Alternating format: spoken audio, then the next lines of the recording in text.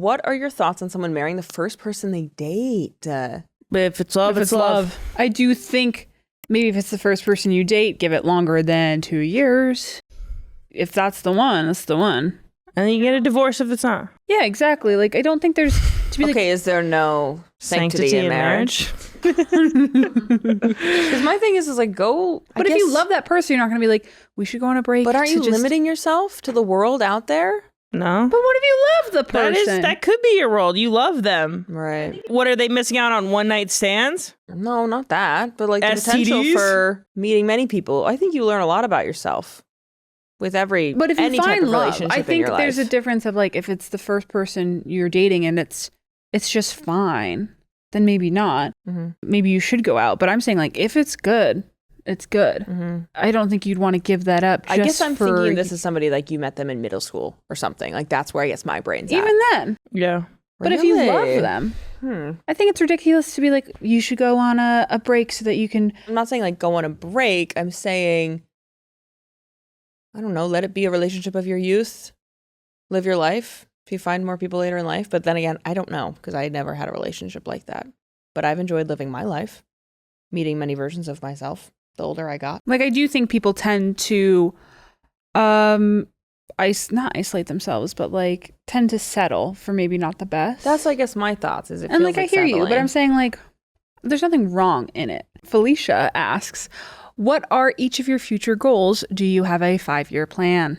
Thank you so much for asking. I'm buying a lot of land. Just talking about our compound shit. I'm starting a compound. Everybody I love can have a house on it. We can golf cart around to each other's houses. We'll have chickens. We're gonna have a lot of chickens, maybe.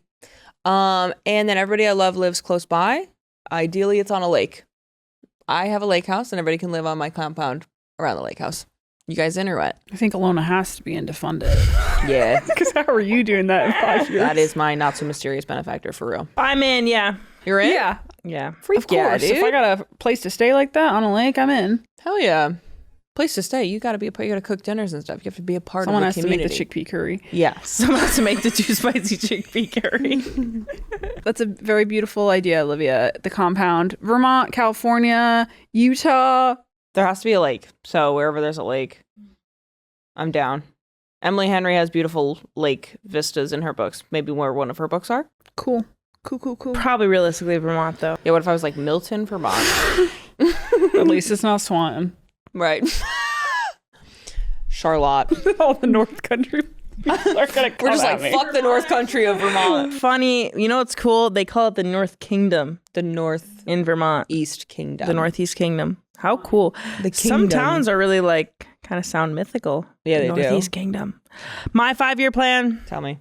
just kind of have the freedom. This is kind of serious, but have the freedom to do what I want. I think that I'm working a lot now and trying to make a lot of money now so that when I am retired or done, I have the freedom to do what I would like. I'd love to invest in a women's sports league or sports team. I would love to, travel where I wanted to, when I wanted to, and get a yacht while I'm there. Right. Have my money make money for me, but also give back in some ways that are very tangible. Like I love what Billie Jean King does. And I think I could see myself as a progression in that of continue to have a hand in sports and all sports. Billie Jean King still is like part owner or still does a lot with the Dodgers. Mm-hmm. At a time, I'd be okay dipping from the limelight and the spotlight, but I would love to still be comfortable living in our lake houses, knowing I have... And I talk about money. Money's never been a real like motivator for me. It's never been why I got into rugby. I wouldn't have gotten into rugby then if it was like I need money. But it is, you realize how comfortable it can make you and also comfortable it can make my family. Like it can make sure that as my parents get older, they'll be taken care of. As my aunt gets older, she'll be taken care of. And so that's where I think it's not bad to be motivated by money. I'm motivated by other things, but I like making money now knowing I can take care of my family for 5, 10, 15, 20 years. Mm-hmm.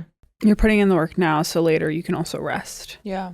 Rest. Yes. Like Iron Man kind of. Rest. Right. So I can rest. Love you 3000. There you go. I also want to add, I want to write a cookbook. Oh, no, she's getting serious. Oh, I'm sorry. My lake house is so fucking serious. When you said this one's kind of serious, I was like, mine isn't. Well, 5 years is In little. 5 years, you think you're going to retire to a lake house? Who said anything about retiring? I want to write a cookbook with my mama. I want to have my own travel show. You guys can come to if you want. I would like to... I feel like for the cookbook, we were like, that was like hopefully all of our ideas. Maybe we can get into it later. Okay. We can, yeah, for sure. I'm going to put my chickpea curry in it. My 5-year plan. I don't know if I've really thought like 5 years ahead. I've got like little things I want to do. Yeah, like what? I'd love to have a song out.